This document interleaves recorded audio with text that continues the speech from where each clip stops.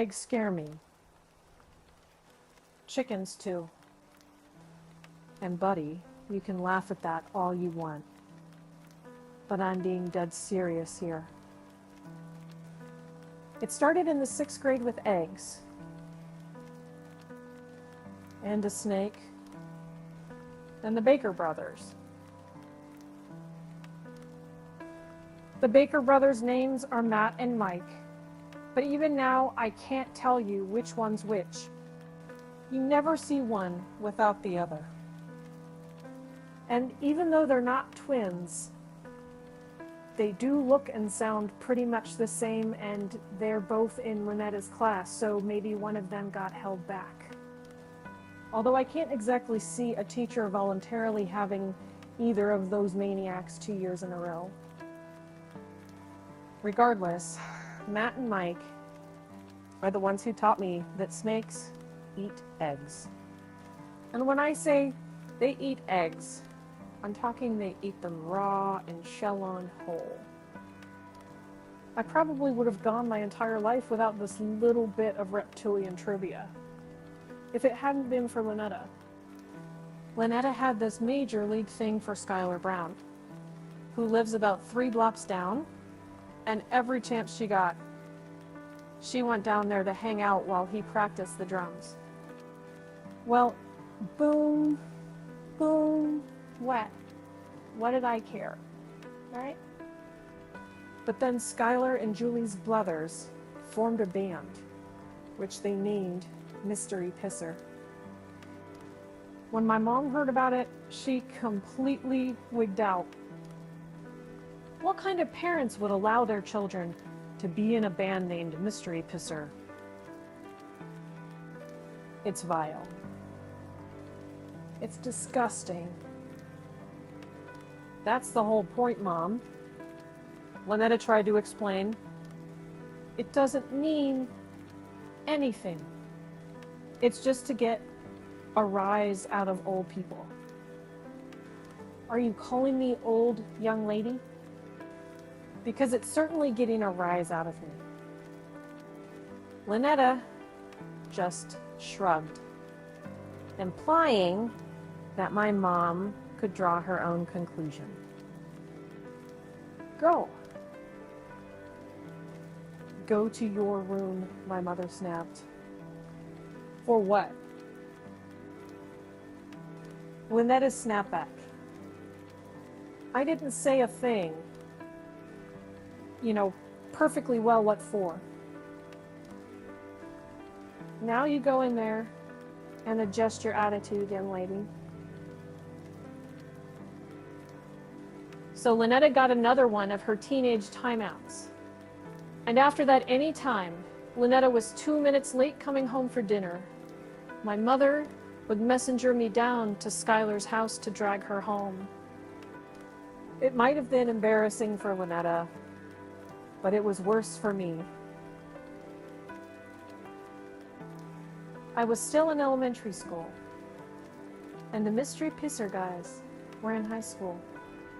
They were ripe and ragged, raging power chords through the neighborhood.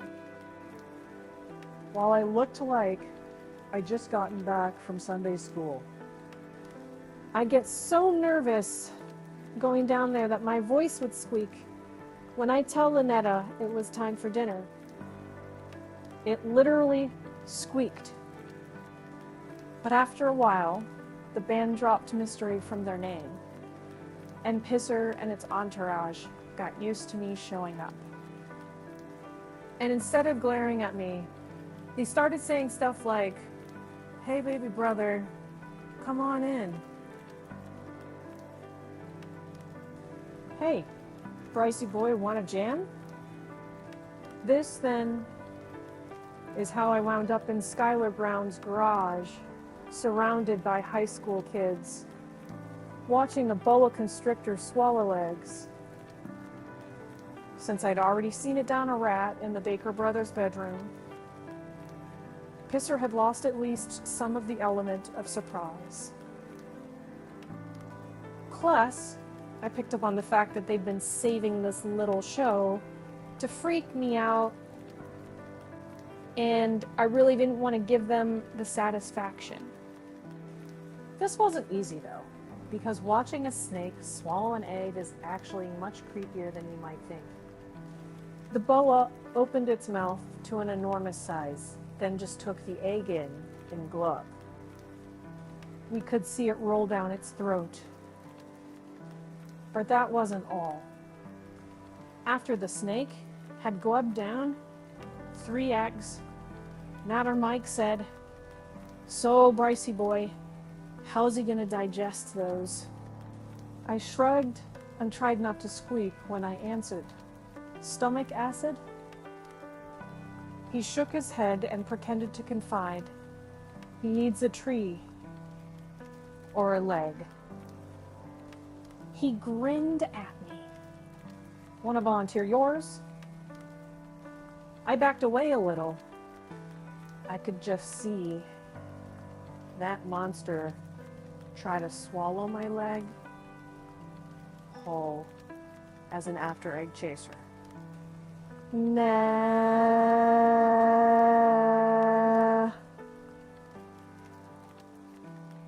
Nah. How? He laughed and pointed at the boa, slithering across the room. Ah, too bad. He's going the other way. He's going to use the piano instead. The piano. What kind of snake was this? How can my sister stand being in the same room as these dementos? I looked at her, and even though she was pretending to be cool with the snake, I know, Lynetta, she was totally creeped out by it. The snake wrapped itself around the piano leg about 3 times, and then Matter Mike put his hands up and said, "Shh, shh. Everybody, quiet. Here, ladies."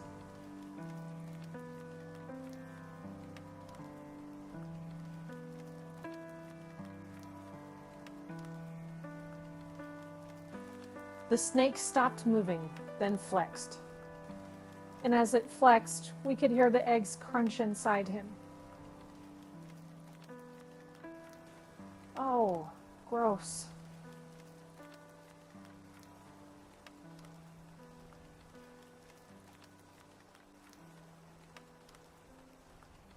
The girls wailed. Whoa. Dude. The guys all said. Mike and Matt smiled at each other real big and said, "Dinner is served."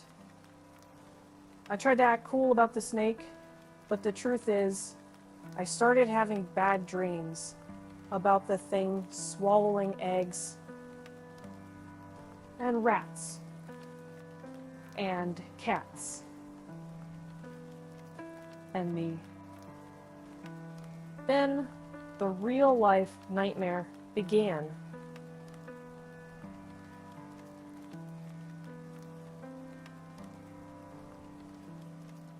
One morning, about 2 weeks after the boa show in Skylar's garage, Julie appears on our doorstep. And what she got in her hands?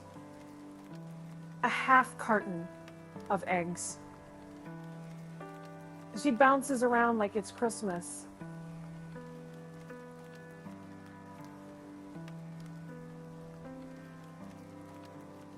Saying hiya, Bryce. Remember Abby and Bonnie and Clyde and Dexter? Eunice and Florence. I just stared at her. Somehow I remembered Santa's reindeer a little different than that. You know, my chickens? The ones I hatched for the science fair last year.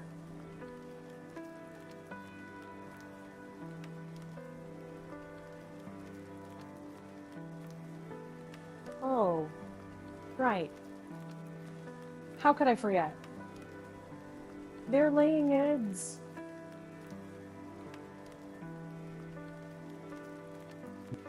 She pushed the carton into my hands. Here, take these. They're for you and your family. Oh. Thanks, I said, and closed the door.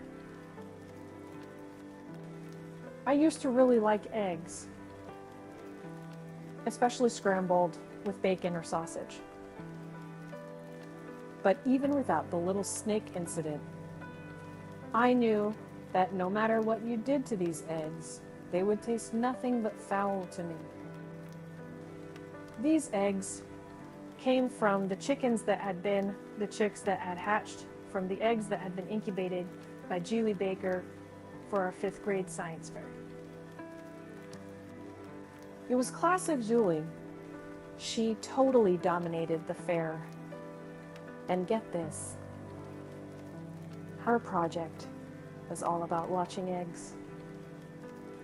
My friend, there is not a lot of action to report on when you're incubating eggs. You've got your white,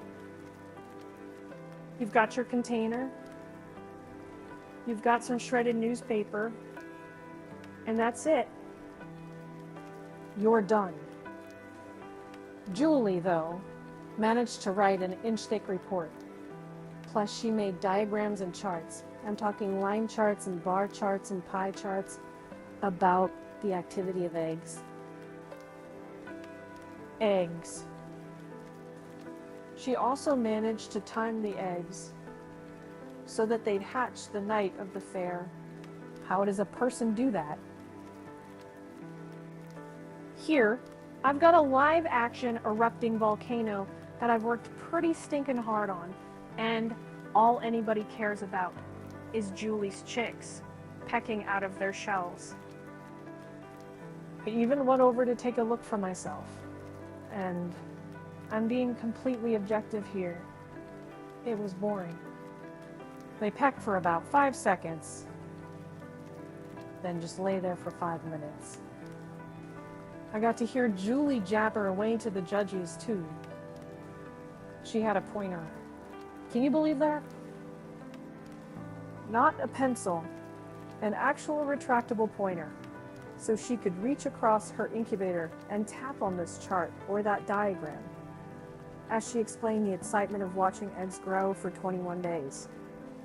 The only thing she could have done to be more overboard was put on a chicken costume. And buddy, I'm convinced if she'd thought of it, she would have done it. But hey, I was over. It was just Julie being Julie, right? But all of a sudden, there I am a year later, holding a carton of homegrown eggs. And I'm having a hard time not getting annoyed all over again about her stupid blue ribbon project when my mother leans out from the hallway and says, "Who was that, honey? What have you got there?" Eggs. I could tell by the look on her face that she was hot to scramble. "Yeah," I said, and handed them to her. "But I'm having cereal." She opened the carton, then closed it with a smile. "How nice," she said. "Who brought them over?" "Juli. She grew them." "Grew them?" "Well, her chickens did." "Oh." Her smile started falling as she opened the carton again. "Is that so? I didn't know she had chickens. Remember? You and Dad spent an hour watching them hatch at last year's science fair. Well, how do we know they're not chicks inside these eggs?" I shrugged. Like I said, I'm having cereal. We all had cereal, but what we talked about were eggs. My dad thought they'd be just fine. He'd had farm-fresh eggs when he was a kid and said they were delicious. My mother, though, couldn't get past the idea that she might be cracking open her dead chick. And pretty soon, discussion turned to the role of the rooster, something me and my Cheerios could have done without. And finally, Winetta said, "If they had a rooster, don't you think we'd know? Don't you think the whole neighborhood would know?" But, we all said, "Good point." But then my mom pipes up with, "Maybe they got it de-yodeled." You know, like, they debark dogs, a de-yodeled rooster. My dad says, like it's the most ridiculous thing he's ever heard. Then he looks at my mom and realizes that he'd be way better off going along with her de-yodeled idea than making fun of her. He says, "I've never heard of such a thing, but maybe so." Lynetta shrugs and says to my mom, "So just ask them. Why don't you? Call up Mrs. Baker and ask her." Oh, my mom says, "Well, I'd hate to call her eggs into question." it doesn't seem very polite now, does it? Just ask Matt or Mike, I say to Lynetta. She scowls at me and hisses. "Shut up." "What?" "What I do now." "Haven't you noticed I haven't been going down there, you idiot?" "Lynetta," the mom says, like, this is the first time she's heard my sister talk to me or something. Well, it's true. How can he not have noticed?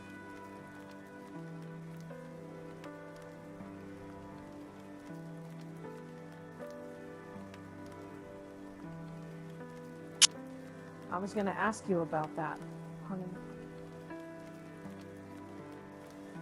Did something happen? Winetta stands up and shoves her chair in. Like you care, she snaps and charges down to her room. Oh boy, my dad says. Mom says, "Excuse me," and follows Lynetta down the hall.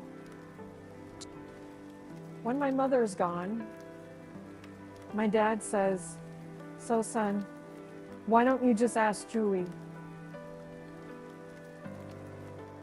"Dad, it's just a little question, Bryce.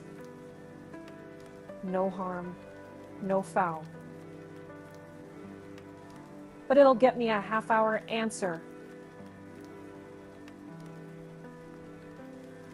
He studies me for a minute, then says, "No boy should be this afraid of a girl. I'm not afraid of her."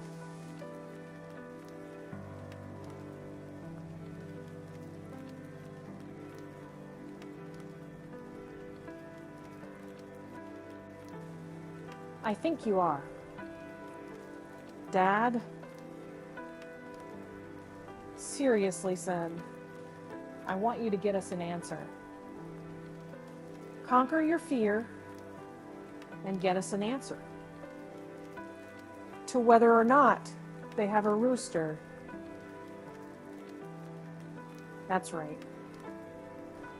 He gets up and clears his cereal bowl, saying, "I've got to get to work, and you've got to get to school. I'll expect a report tonight." Great. Just Great. The day was doomed before it had started. But then at school, when I told Garrett about what had happened, he just shrugged and said, "Well, she lives right across the street from you, right?" Yeah. So just go look over the fence. You mean spy? Sure. But how can I tell if one of them's a rooster or not? Roosters are, I don't know, bigger. And they have more feathers. Feathers? Like I've got to go and count feathers. No. Stupid. My mom says that the male's always brighter. And he laughs and says, "Although in your case, I'm not so sure." Thanks.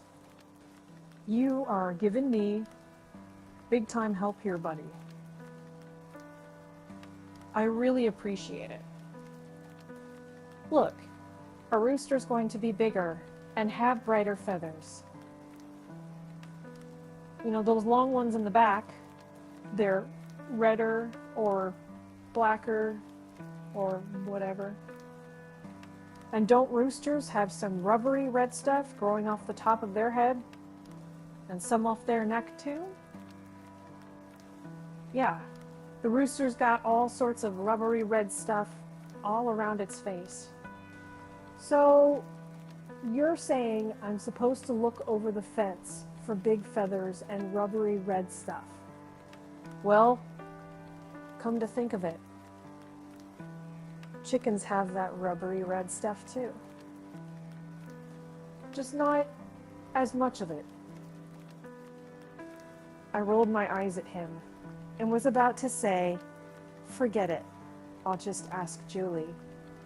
But then he says, "I'll come with you if you want." Seriously? Yeah, dude.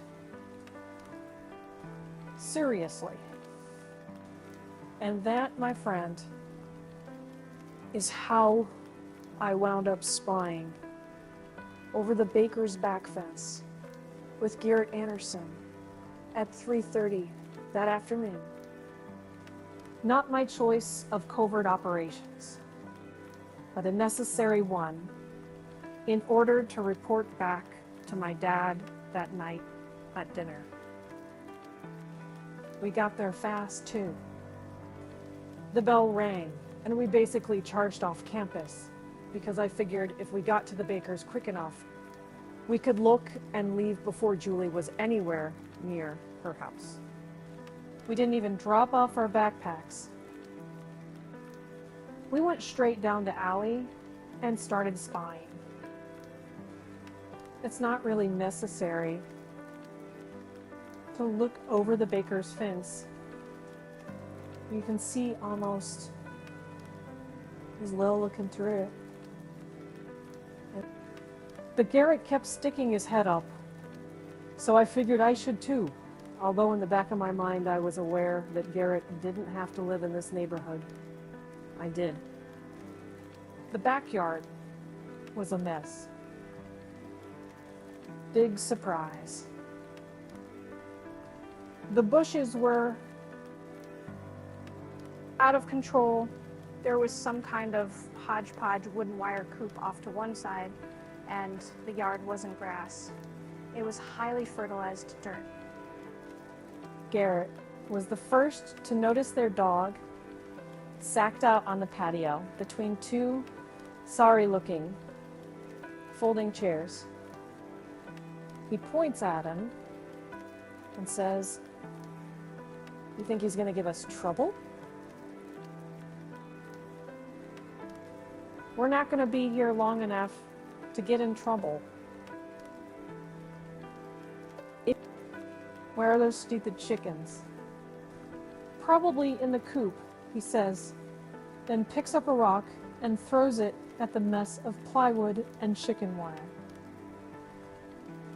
At first, all we hear is a bunch of feathers flapping, but then one of the birds comes fluttering out.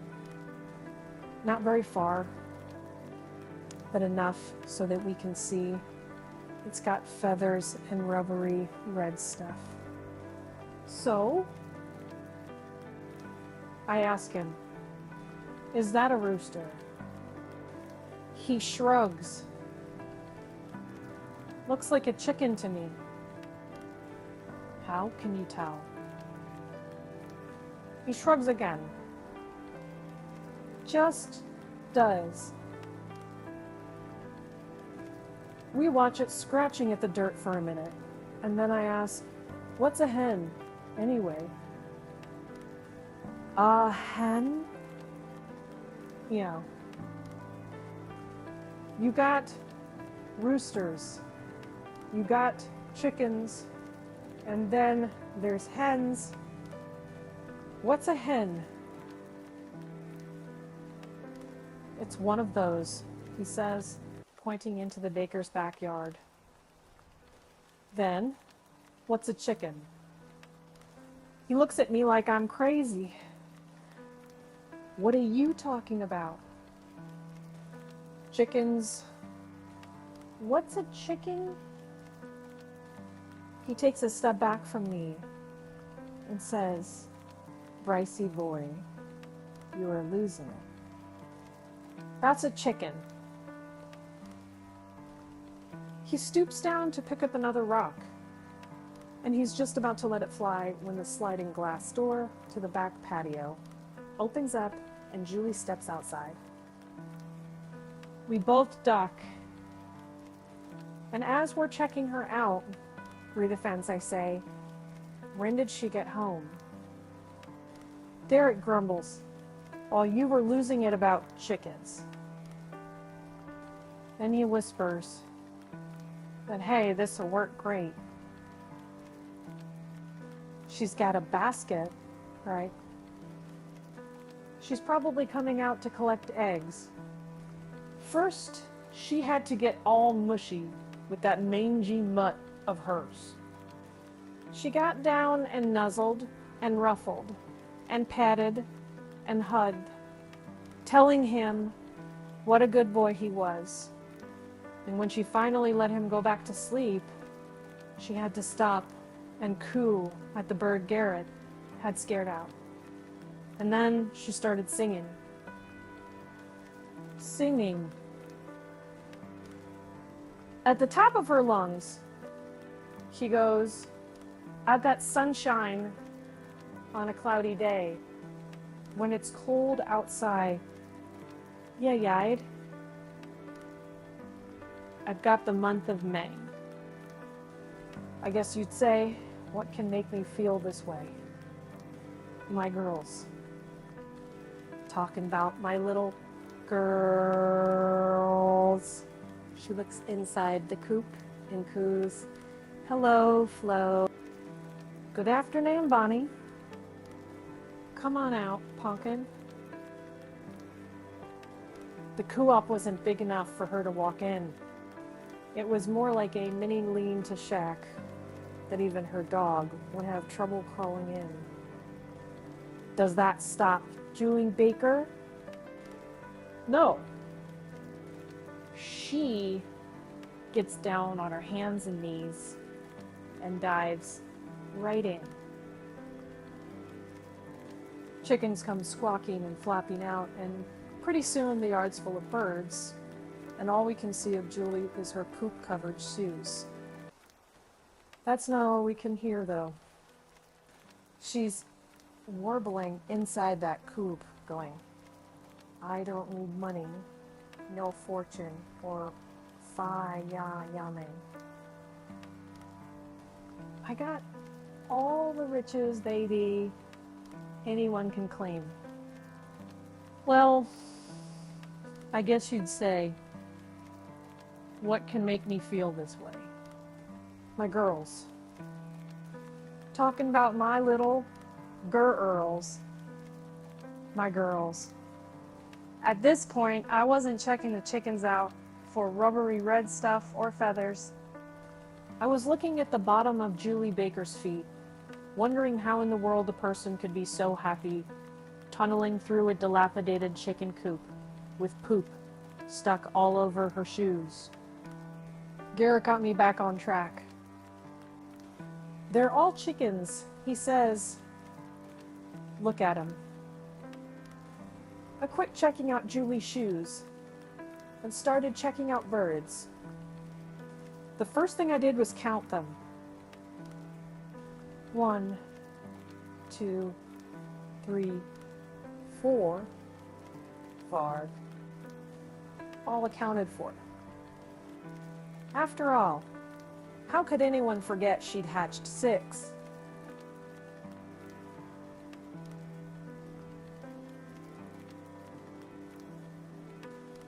It was the all-time school record. Everyone in the county had heard about that.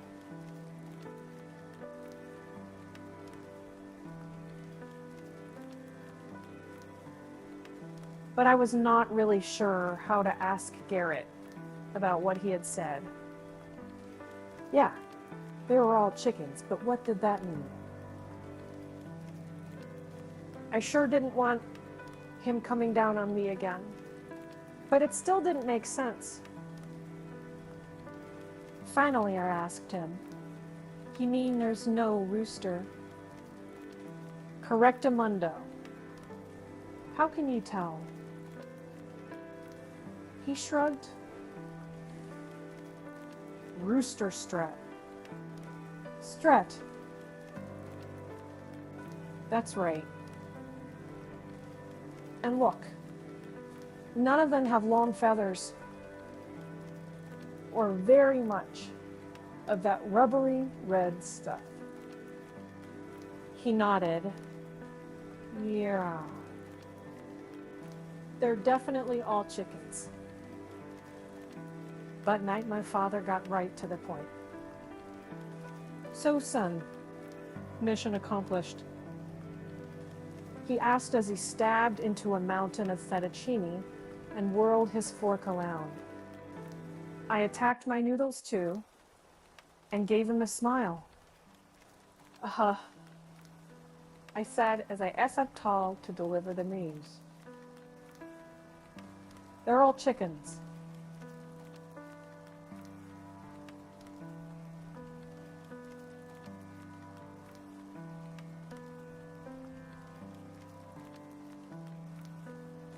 The turning of his fork came to a grinding halt, and I could tell something was wrong, but I didn't know what. I tried to keep the smile plastered on my face as I said, "And what?" "What?" He rested his fork and stared at me. "Is that what you said?" "They're all chickens." Not exactly." "Then exactly what did she say?"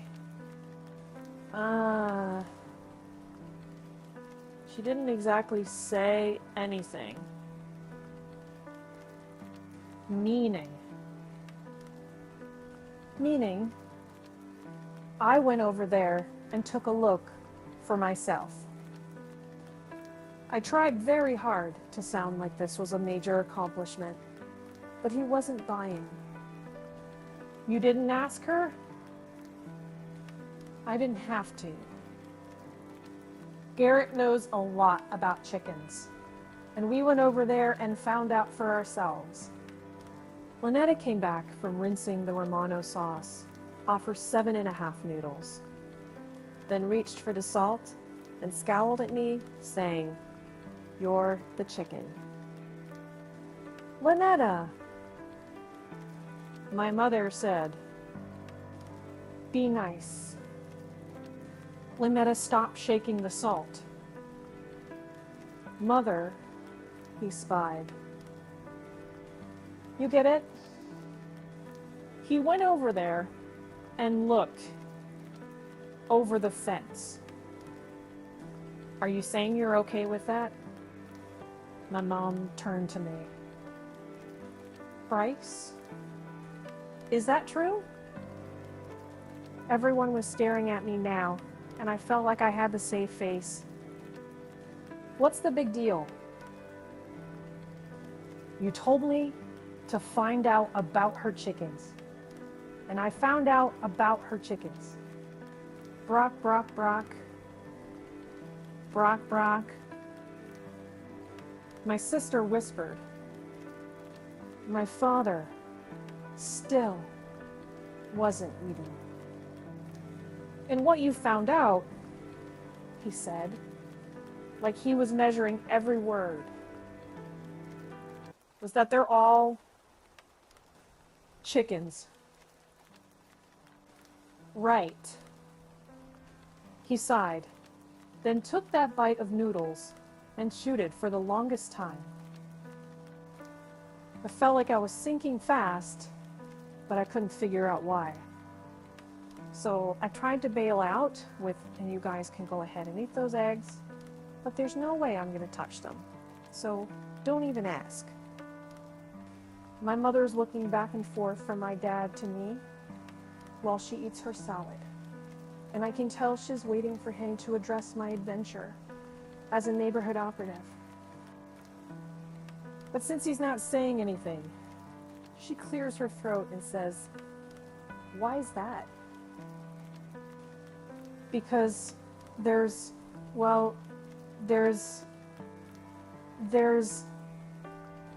I don't know how to say this nicely. Just say it. My father snacks. Well, there's, excrement everywhere. Oh, gross. My sister says, throwing down her fork. You mean chicken droppings? My mother asks.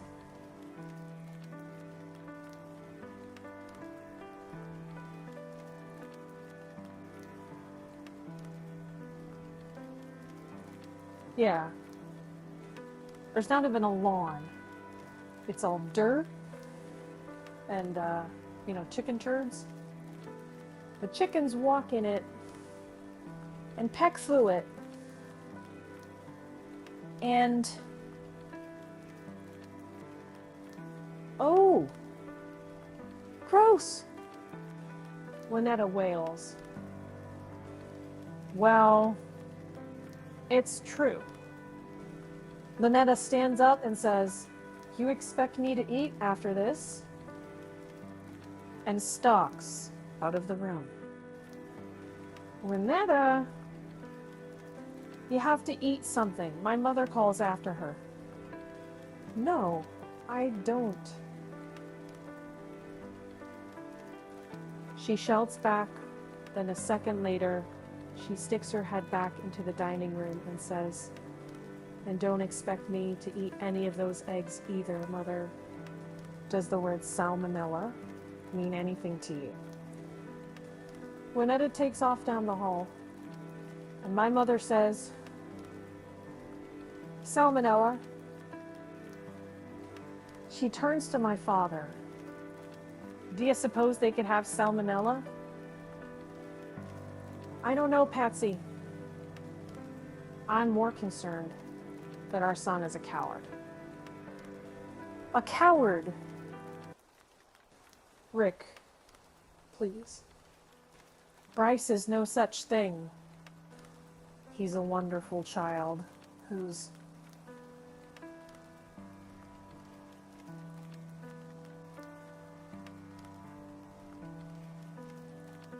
afraid of a girl." Dad, I'm not afraid of her. She just bugs me. Why? You know why. She bugs you too. She's over the top about everything.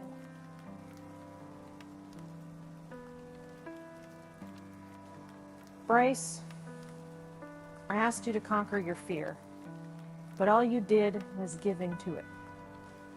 If you were in love with her, that would be one thing. Love is something to be afraid of. But this is embarrassing. So she talks too much. So she's too enthused about every little thing. So what? Get in, get your question answered, and get out. Stand up to her, for crying out loud.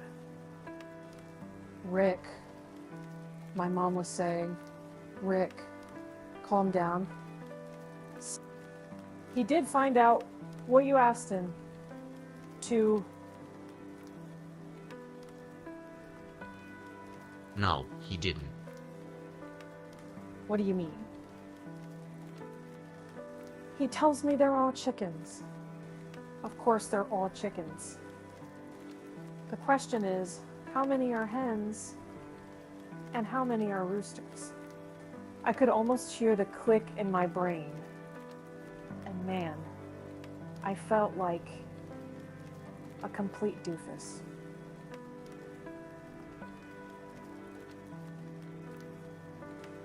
No wonder he was disgusted with me. I was an idiot. They were all chickens.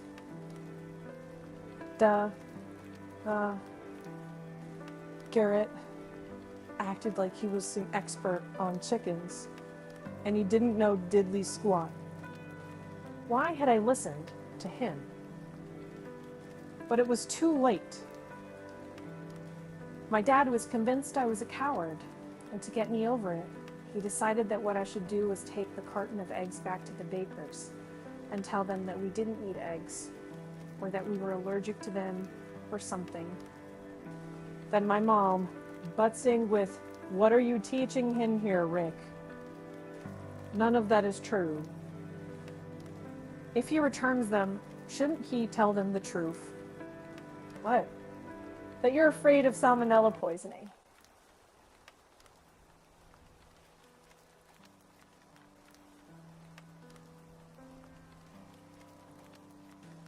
Me? Aren't you a little concerned too? Patsy, that's not the point. The point is, I will not have a coward for a son. But teaching him to lie, fine. Then, just throw them away. But from now on, I expect you to look that little tiger square in the eye. You hear me? Yes, sir. Okay, then. I was off the hook for all of about 8 days. Then there she was again, at 7 in the morning, bouncing up and down on our porch with eggs in her hands. Hi, Bryce. There you go. I tried to look her square in the eye and tell her, no thanks, but she was so darned happy. And I wasn't really awake enough to tackle the tiger.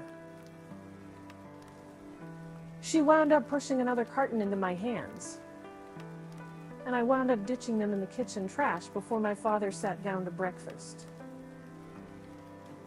This went on for 2 years. 2 years. And it got to a point where it was just part of my morning routine. I'd be on the lookout for Juli so I could whip the door open before she had the chance to knock or ring the bell, and then I'd bury the eggs in the trash before my dad showed up. Then came the day I blew it. Juli'd actually been making herself pretty scarce, because it was around the time they'd taken the sycamore tree down. But suddenly, one morning, she was back on our doorstep, delivering eggs. I took them, as usual, and I went to chuck them,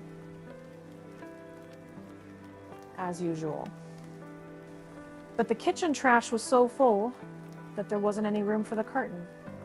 So I put it on top, picked up the trash, and beat it out the front door to empty everything into the garbage can outside. Well, guess who's just standing there, like a statue on my porch?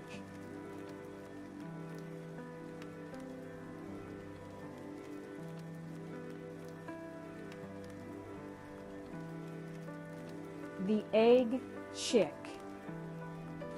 I about spilled the trash all over the porch. What are you still doing here? I asked her. I don't know. I was just thinking. About what? I was desperate. I needed a distraction. Some way around her with this garbage before she noticed what was sitting right there on top. She looked away like she was embarrassed. Julie Baker, embarrassed. I didn't think it was possible. Whatever. The golden opportunity to whip a soggy magazine over the egg carton had presented itself, and buddy, I took it. Then I tried to make a fast break for the garbage can in the side yard, only she body blocked me. Seriously. She stepped right in my way and put her arms out like she's guarding the goal. She chased me and blocked me again. What happened? She wants to know. Did they break? Perfect. Why hadn't I thought of that? Yeah, Julie, I told her. And I'm real sorry about that. But what I'm thinking is, please, God, oh please, God, let me make it to the garbage can. God must have been sleeping in. Julie tackled the trash and pulled out her precious little carton of eggs. And she could tell right off that they weren't broken. They weren't even cracked. She stood frozen with the eggs in her hands while I dumped the rest of the trash. Why did you throw them out? She asked, but her voice didn't sound like Julie Baker's voice. It was quiet and shaky. So I told her we were afraid of salmonella poisoning because her yard was a mess and that we were just trying to spare her feelings. I told it to her like we were right, and she was wrong, but I felt like a jerk. A complete cluck-faced jerk. Then she tells me that a couple of neighbors have been buying eggs off her.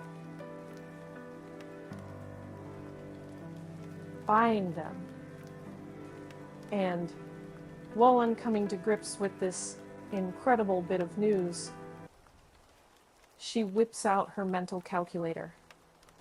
Do you realize I've lost over $100 getting these eggs to you? Then she races across the street in a flood of tears. As much as I tried to tell myself that I hadn't asked her for the eggs, I hadn't said we wanted them or needed them or liked them. The fact was, I'd never seen Julie cry before. Not when she'd broken her arm in PE. Not when she'd been teased at school or ditched by her brothers. Not even when they'd cut down the sycamore tree. I'm pretty sure she cried then, but I didn't actually see it. To me, Julie Baker had always been too tough to cry.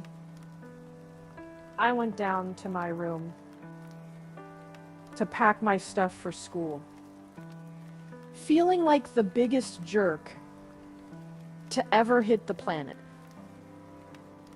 I've been sneaking around throwing out eggs for over 2 years, avoiding her, avoiding my father. What did that make me? Why haven't I just stood up and said, no thanks, don't want them, don't need them, don't like them, give them to the snake? Why don't you? Something. Was I really afraid of hurting her feelings? Or was I afraid of her?